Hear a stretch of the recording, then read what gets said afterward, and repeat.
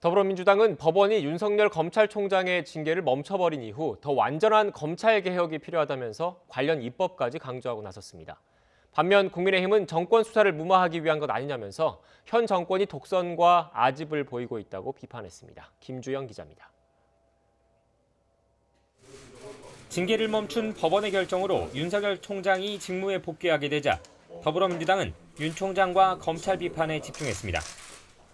법원이 문제 있다고 지적한 판사 사찰 문건 등을 언급하며 더 완전한 검찰 개혁이 필요하다고 강조했습니다. 검찰을 위한 검찰이 아닌 국민을 위한 검찰이 되도록 더 완전한 검찰 개혁 완수에 사력을 다할 것입니다. 결과로 보여드리겠습니다. 당장 민주당은 다음 주 검찰개혁특별위원회를 발족하고 구체적인 개혁 방안을 논의할 계획입니다.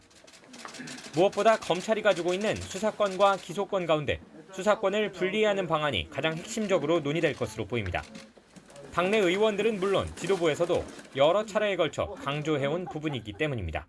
공수처에 그치지 말고 우리 수사, 기소를 궁극적으로 분리해서 검찰이 권력의 남용을 할 수 없는 그런 제도와 환경을 만드는데 앞장서서 노력을 하겠습니다.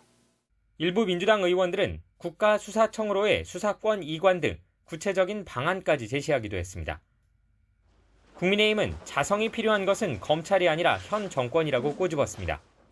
검찰개혁의 정당성에 대한 의문을 갖게 하면서 명분이 훼손된 것은 물론 정당한 목적을 달성하려면 야당을 설득했어야 한다는 뼈아픈 교훈을 주었는데도 여전히 독선과 아집, 억지 궤변입니다. 문재인 대통령이 정권을 향한 수사를 막고자 윤 총장을 잘라내려고 했고 검찰 무력화를 밀어붙인다는 비판도 이어졌습니다. 국민의힘 주호영 원내대표는 정부 여당이 중점 추진하고 있는 공수처도 권력 비리를 무마하는 정권 사수처가 되지 않겠느냐고 지적했습니다. 이어 대통령에게 일말의 양심이 있다면 야당이 추천한 공수처장 후보를 수용하라고 촉구했습니다. 이처럼 국민의힘이 강하게 반발하고 있지만 수적 우위를 앞세우고 있는 민주당이 검찰개혁을 위한 추가 입법까지 벼르고 있어 제2의 공수처법 처리 공방은 불가피해 보입니다. YTN 김주영입니다.